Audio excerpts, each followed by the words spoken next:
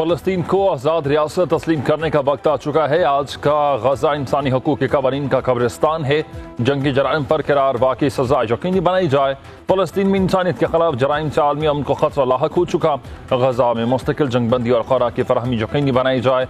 नायब वज़ीर-ए-आज़म इसहाक़ डार का अक़वाम मुत्तहिदा में फ़लस्तीन कॉन्फ्रेंस से खिताब रहा। कहा कि फ़लस्तीनियों के लिए बुनियादी हकूक़ से महरूम किया गया। फ़लस्तीन का मसला 75 साल से ज़ायद अरसे से हल तलब है। मसला हल न होना सिर्फ सियासी नाकामी नहीं बल्कि और भी वजूहात हैं। फ़लस्तीन बहन भाइयों की हर सतह पर हिमायत हम जारी रखेंगे। पाकिस्तान कॉन्फ्रेंस के हवाले से सऊदी अरब और फ्रांस को भी खराज तहसीन पेश करता हूँ।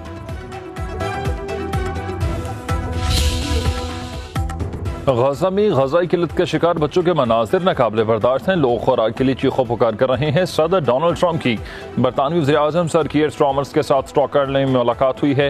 गजा में बहुत सी जानें हम बचा सकते थे, जंगबंदी तक पहुँचना चाहती थी, मगर हमास के साथ डील बहुत मुश्किल है। गजा के मुस्तकबिल में हमास का कोई किरदार नहीं है। गजा के मसले पर दीगर ममालिक भी हमारे साथ शामिल। सदर ट्रंप ने कहा कि ईरान की तरफ से अच्छी खबरें नहीं आ रही हैं। दोबारा जोहरी प्रोग्राम शुरू किया तो फौरी ख़त्म कर देंगे। यूरोपीय यूनियन के साथ गुज़िश्ता रोज बड़ी डील की। रूस को यूक्रेन के साथ जंगबंदी के लिए 10 से 12 दिन की नई डेडलाइन दे रहा हूं। ट्रंप ने कहा कि अगर मैं कोशिश न करता तो इस वक्त दुनिया में 6 जंगें हो रही होती। पाकिस्तान और भारत की जंग सबसे बड़ी जंग थी।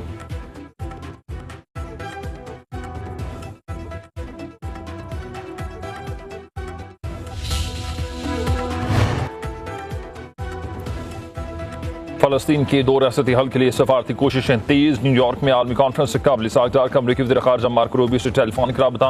बाहमी दिलचस्पी के इलाकाई और आलमी अमूर पर तबादला ख़याल। वज़ीर ख़ारजा इसहाक़ डार की मिस्री हममनसब से मुलाकात। 2 तरफ़ा ताउन को वुसअत देने की अहमियत पर जोर। इसहाक़ डार का तुर्की के वज़ीर ख़ारजा से टेलीफोनिक रबता। गजा की सूरत हाल पर इज़हार तशवीश। बिला रोक टोक इंसानी इमदाद की फराहमी, फौरी जंगबंदी और अमन के लिए आलमी कोशिशों पर जोर।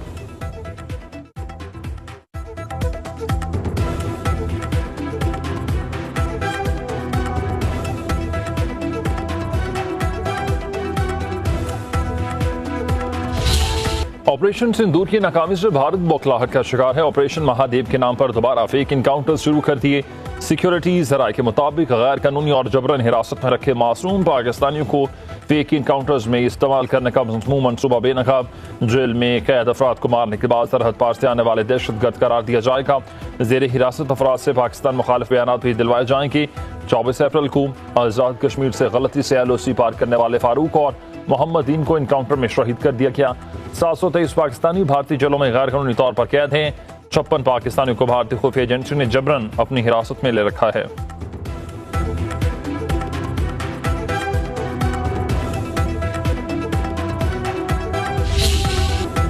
भारतीय साबिक वज़ीर दाखिला चिदंबरम ने मोदी हुकूमत को आईना दिखाया। सेनेटर शहरी रहमान का साबिक भारतीय वज़ीर दाखिला का बयान पर रद्द-ए-अमल। कहा कि चिदंबरम का बयान भारत की जानिब से पाकिस्तान पर लगाए इल्ज़ामात को झूठा साबित करता है। भारतीय हुकूमत हमलावरों की शिनाख्त छुपा रही है क्योंकि वो भारतीय शहरी थे। पाकिस्तान मामले पर भारत को आज़ादाना तहकीकात की पेशकश कर चुका। भारतीय हुकूमत को शफाफ तहकीकात से खौफ है क्योंकि सच सामने आ जाएगा।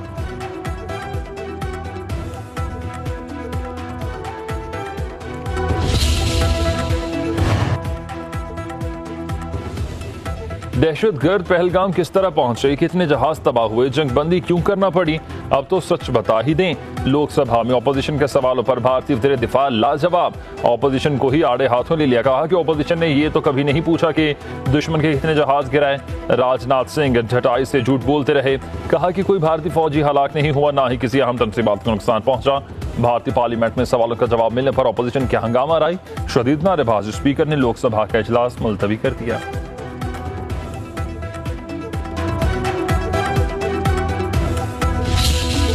पाकिस्तान तहरीक इंसाफ के 3 सजा याफ्ता रहनुमा नाअहल करार। इलेक्शन कमीशन ने senator Ejaz Chaudhry, opposition leader Punjab Ahmad Khan Bhachar और MNA अहमद चट्टा को नाअहल करार दे दिया। नोटिफिकेशन जारी। तीनों रहनुमाओं को इंसदाद दहशतगर्दी अदालत ने 10-10 साल कैद की सजा सुनाई थी। इलेक्शन कमीशन के फैसले से सेनेट की एक नशिस्त PP से तासिम मियांवाली और NA 66 वजीराबाद की नशिस्तें खाली हो गईं।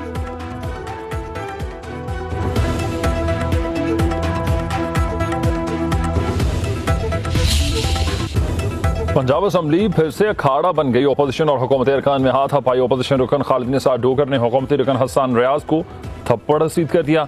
हसन रियाज ने भी मुक्का जड़ दिया। बीच बचाव की कोशिशें नाकाम रहीं। अपोजिशन का वॉकआउट। कायम मकाम स्पीकर ज़हीर इकबाल चन्नड़ की ज़ेर सदारत हुकूमत और अपोजिशन इरकान का इजलास। हुकूमती इरकान ने अपोजिशन के रवैये को नाकाबिल कबूल करार दे दिया। अपोजिशन इरकान के मुताबिक हुकूमती बेंचों से नाज़िब अल्फाज के इस्तेमाल पर मामला हाथापाई तक पहुंचा। कायम मकाम स्पीकर ने खालिद निसार डोगर को 15 नशिस्तों के लिए मुअत्तल कर दिया।